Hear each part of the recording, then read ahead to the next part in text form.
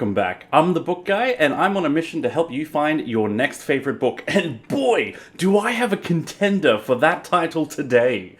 Jonathan Strange and Mr Norrell is a massive 1,000-page monster of a book about two magicians living in England during the wars with Napoleon. The book really blends genres. It's part fantasy, past alternate history, past historical fiction. People never know where to classify it, and I can never find it in a damn bookstore. It's also set in the 1800s, and it's written as if it were a novel written at that time, so it feels like a Charles Dickens or Jane Austen novel. As such, it's a bit chunky and challenging to chew through at times, but it's also sweet and delicious. Sorry, I was hungry when I wrote this. As always, I'm here to introduce this book to you as objectively as possible, so you will know if you want to try it for yourself. There's no pressure from me. And my videos are a bit like movie trailers that will get you excited about the story, but like the good movie trailers that don't reveal half the plot. Let's dive into this world of modern magic. It's 1807. Magic has been gone from England for over 300 years now, ever since the last great magician, the Raven King, disappeared and seemed to take all magic with him. Now English magicians are purely theoretical, reading history books and acting like scholars studying old academia. That is, until the arrival of Mr Norrell. Mr Norrell is a quiet, shy, fussy man who has been studying magic books for over 40 years. He feels it is time for English magic to return and furthermore become respectable once again. Norrell's feats of magic and sudden rise to fame leads to a fascination of magic spreading all across England. That's when the much younger Jonathan Strange tries his hand at magic for the first time and finds himself unusually gifted. Norrell and Strange begin a partnership to return magic to England and to help their country through the Napoleonic Wars. They bring magic to the battlefield, as has not been done for centuries. And yet, despite their shared goals, these two magicians are a study in contrasts. They are wildly different in temperament. Where Norrell is fearful and cautious, Strange is a daring romantic figure whose ambition makes him constantly push the boundaries of what magic can be. This story is about the relationship and how it is tested. Yet the return of magic brings with it certain risks. The old world is stirring once again. The denizens of fairy have begun to take notice of English magic's return. The old roads between the worlds have been opened once more, and the mystery of the Raven King's disappearance hangs over all that the English magicians do. Old magic is returning, and these modern magicians may not be ready for it. The author Susanna Clarke first had the idea for this book in 1993. She pictured a man in 18th century clothes talking to English tourists in Venice, and she knew that this man was a magician. She'd always had a fascination with magicians growing up, and at the time that she had this idea, she had just finished reading The Lord of the Rings, so she decided she would try writing her first book. However, since it was her first attempt at writing something, she figured she should probably sign up for a writing course and learn how to do it. To enter this course, you had to submit a short story. So Susanna took one of the chapters she had written already and submitted that, titled The Ladies of Grace Adieu, a story about three ladies who had started practicing magic and were surprised when the famous Jonathan Strange made an appearance. Susanna's teacher at this course was so impressed at the quality of this story that he immediately sent it on to his friend, author Neil Gaiman. And Neil was so impressed he immediately sent it on to an editor friend, and the editor friend was so impressed he immediately offered to publish it. Neil Gaiman said of this story, "It was terrifying to read this first short story that had so much assurance. It was like watching someone sit down to play the piano for the first time and she plays a sonata." Despite this sudden gaining of respect for her writing, the book itself was incredibly difficult to write. It took 10 years. I would have given up. Susanna was working as a full-time editor of cookbooks at the time. Every morning she would try to wake up before work and write for 3 hours, though she admitted her plan did not work very well. Her method was to write whatever sort of idea took most interest at that particular point in time. So rather than starting at the start, she would do a little here, a little there. Essentially, this novel is like a collection of short stories, where each chapter is its own story. However, this writing process started getting more and more complex and out of hand, and the story was so scattered. Susanna once said, she always thought this will be the year that I finish it, and if she had known it was going to take 10 years, she never would have started. Finally, in 2001, after 8 years, she really was ready to give up on the whole project. She asked for help and found an agent to look at it. Now, I heard this fact a few years ago, and I couldn't re-find it for today's video, so take it with a bit of grain of salt. But I heard once, the agent said to her, you've got to take all your chapters and put them in chronological order, and then write chapters to fill in the gaps. And that's what got the novel finally completed. Now, I did include that fact that I can't quantify here because it explains a lot about the story. The title says Jonathan Strange and Mr Norrell. Jonathan's name is first because he is the main protagonist. Yet, he doesn't show up till nearly a quarter of the way through the book because he is the younger protagonist. He is chronologically later. I suspect in her original drafts of the book, the Jonathan chapters came first. Anyway, the agent sold the book on to Bloomsbury, and they were so confident of its success that they paid Susanna Collins £1 million in advance. Why were they so sure? Because Bloomsbury had just gotten on the map themselves by publishing Harry Potter, and they knew how big magicians were at the time. Their instincts were correct, and this book became a mega bestseller. So, there's some fun background stuff about the book. Let's look at the book itself. This is the first thing you're going to notice about this book, and it's prevalent all the way through. Every single line looks, sounds, and feels old. If you've ever read books from the 1800s, you'll know they feel like this. So think Charles Dickens, Lord Byron, the Bronte sisters. This is the novel's greatest strength, but also it can be a very off-putting detail. If you look up reviews for this book on Goodreads, you'll find a bunch of painful one-star reviews of people who just couldn't stand the over-the-top superior language of the book, which causes me physical pain. Yet, this language is such a high literary art form because it's a form of imitation. Let me give you a mainstream example so you know what I'm talking about. So, Scary Movie is an imitation of horror films, but in a mocking way where it's making fun of it. Whereas Enchanted is an imitation of Disney films, but with such sincerity that it genuinely captures the very art it is imitating. I watched Enchanted 3 times to get all the details right, and then another 2 times, because that movie is amazing. In the same way, Jonathan Strange and Mr Norrell imitate older English books with perfect accuracy and succeed in capturing the essence of that art. This writing style also includes constant dry wit.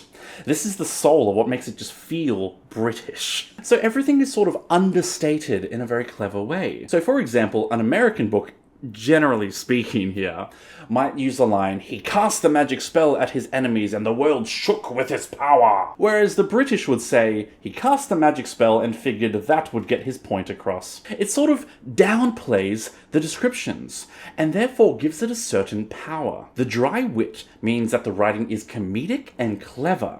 Everything is so civilized and calm in every circumstance, so there's lots of little bits of fun scattered all the way through. The final writing style to note here is footnotes. There are 185 footnotes in this book, and some of them are massive. See, this book has a lot of alternate history, which I'll go into in just a second. Sometimes the characters will reference the Raven King, and then a footnote will give a long explanation of the in-world context for that comment. Some of the footnotes will tell entire fairy tales that take up a whole page or two, so there's a lot of world building that comes from the footnotes. Again, I've seen reviewers bash on the footnotes. They hate them, and it's such an overreaction. Footnotes are a neutral detail that some people have strong reactions to, for good or bad. Anyway, I love them, just saying. They're very Discworldian.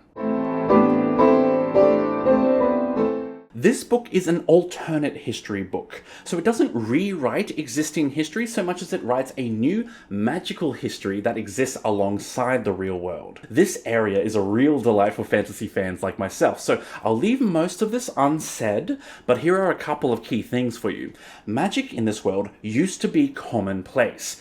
Everyone saw it done all the time. Yet the magic decayed for about a 200-year period and then stopped abruptly in the 1500s. So no one doubts that magic existed. It's well documented in all the history books. What people doubt is its legitimacy. It has been gone for 3 centuries and the streets are now full of charlatans who all claim that they've bought it back and you can buy a spell off me for a quid, love. The old tales in this book are a thing of beauty and sometimes macabre cynicism.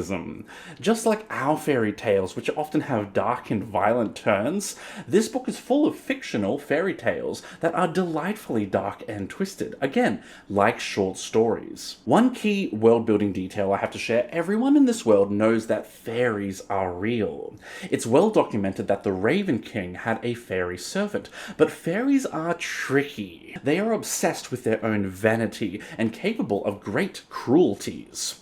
They have great magic, yet are known for stealing Christians away into the realms of fairy, never to be seen again. They never lie, and they will often bring gifts, but the costs of dealing with them can be very high. As for the magic itself in this world, I'm going to leave this to you to explore, because this magic system is such a delight, and I don't want to tell you anything about it, but it's definitely on the softer side of magic systems, so it's full of wonder and awe without too many specific rules. Yet it's capable of incredible power and spectacle. Every single piece of magic, even the small stuff, is clever and has a certain whimsical nature to it. Think like Ghibli magic. However, the nature of magic itself can be hard to define, and this ties in perfectly to the conflict between our 2 magicians. Let's talk about that. At the heart of this story is the relationship between Jonathan Strange and Mr. Norrell. And that's why you come to the book guy for such deep insights like that. You're basic.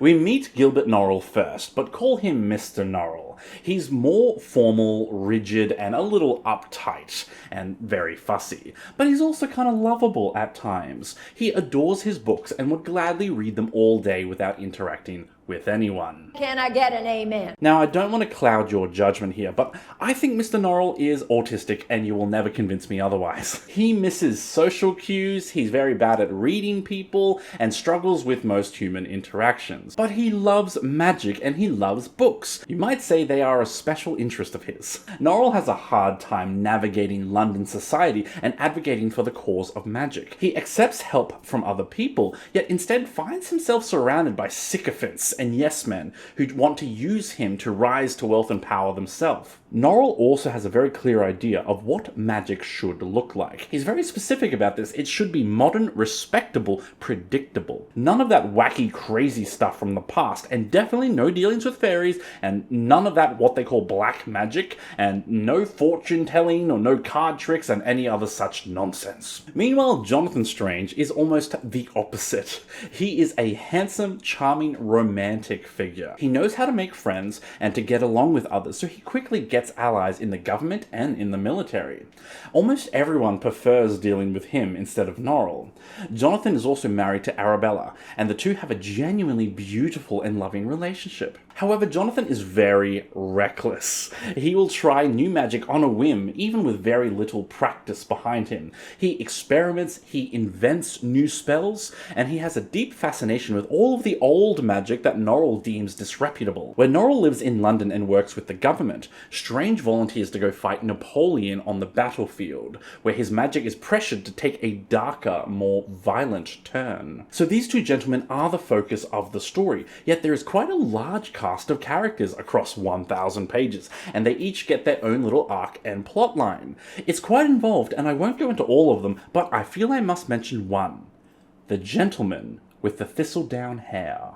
The gentleman is a nameless figure who is never fully explained, but is most clearly a fairy.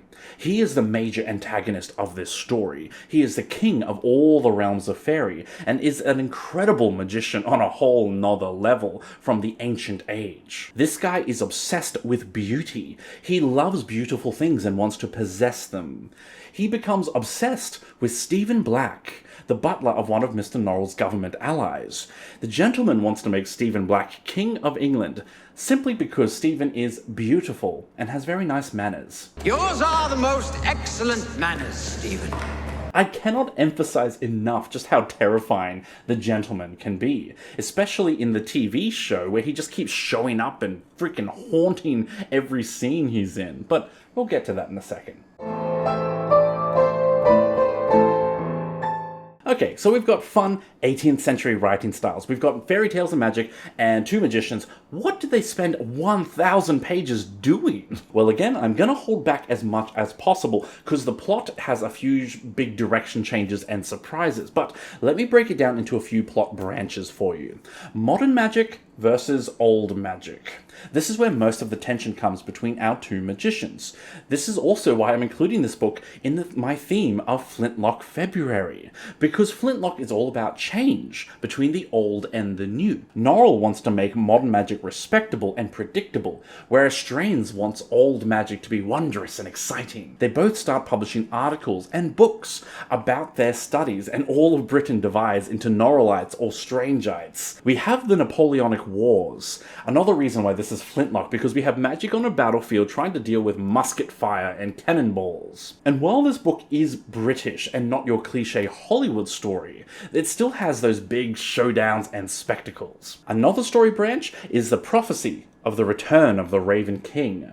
There's a street magician called Vinculus, who predicts the rise of two magicians, and also predicts the return of the Raven King. This scrappy, dirty clown is very much a Shakespearean fool, one of those joke comedic characters who's also wise in strange ways. So that's the big question here, what is going on with the Raven King? There's also a raven on the cover of the book, so this is kind of a big deal. Final big plotline is the gentleman with the thistledown hair. This fairy lord is playing his own games with both magicians and trying to add people to his collection. A fine addition to my collection. Can I just say, a lot happens in this plotline, and you should all just trust me and go and read the book and enjoy this plotline. Okay, thanks. Now I want to acknowledge, I did take 2 weeks to make this video because I was working on writing my own books, which I'll talk about later, but this extra time did give me the chance to finally watch the TV adaptation.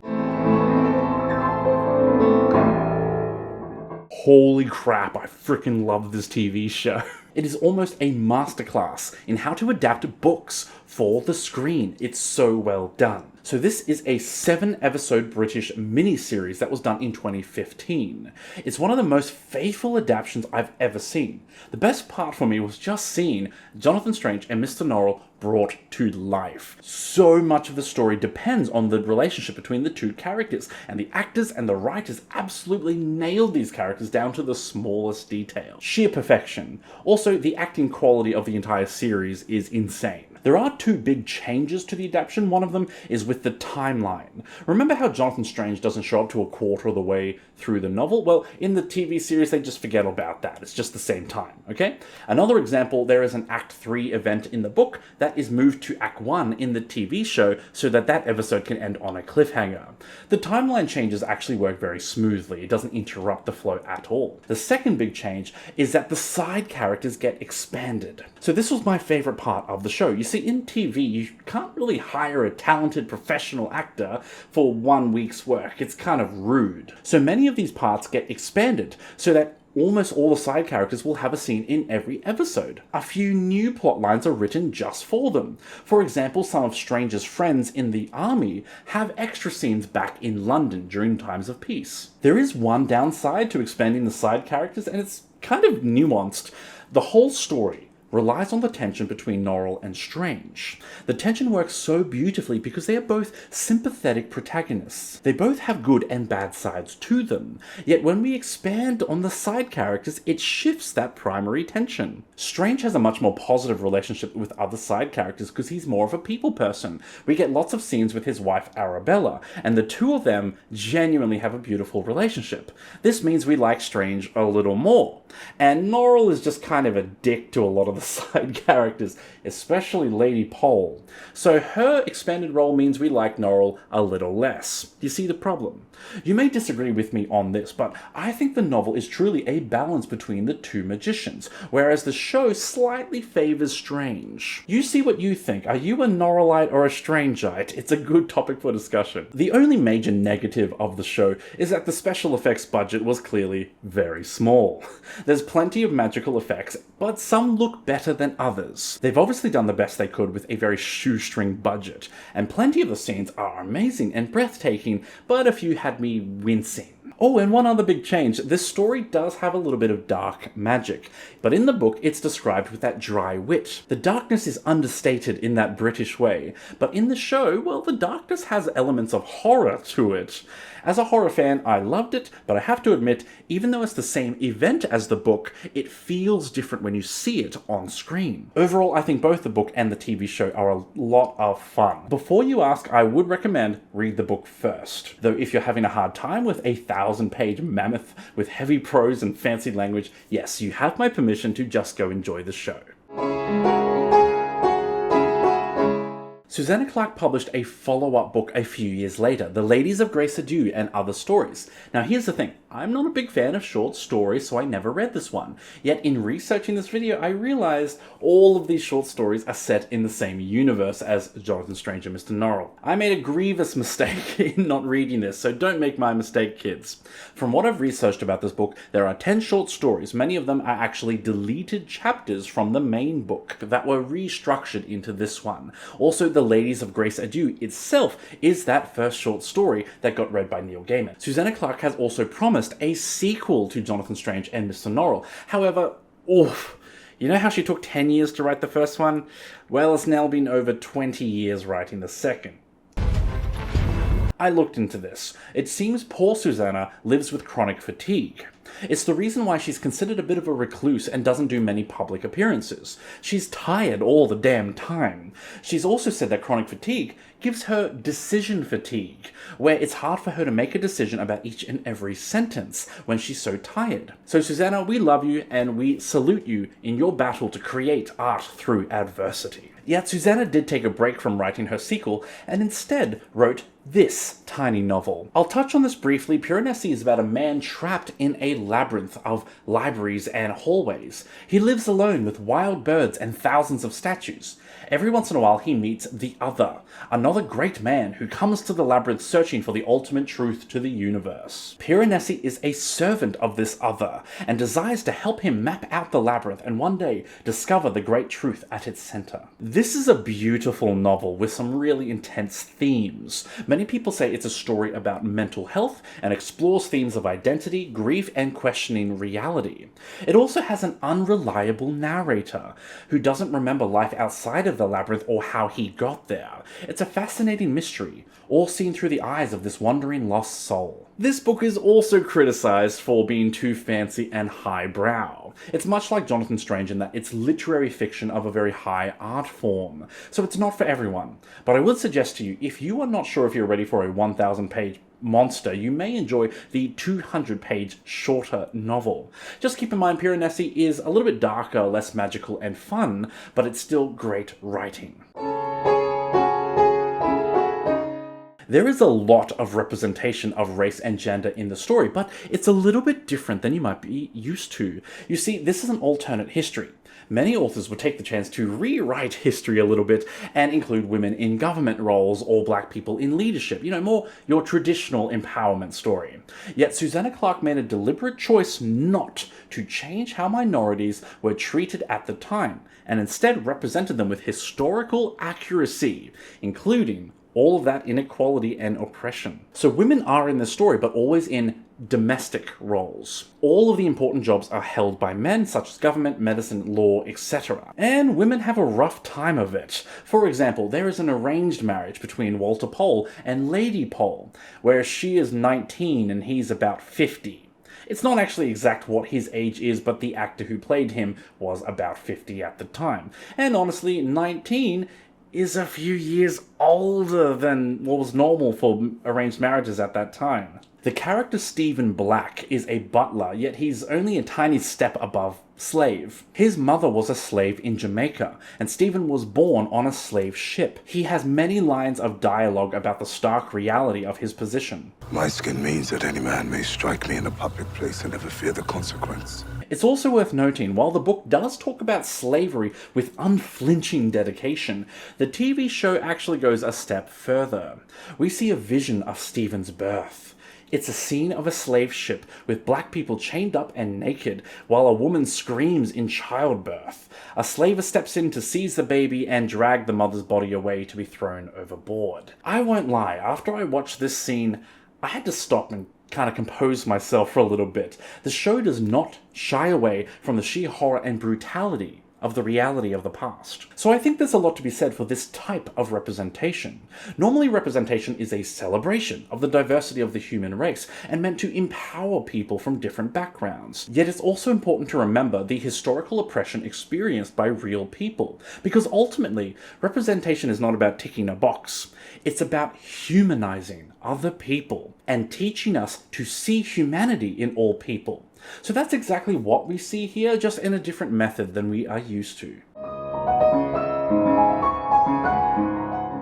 Well, since the story is set in the 1800s, there is no swearing and no sex. If someone says the word damn, everyone is scandalized. Damn! Even the war sequences have very little in the way of violence.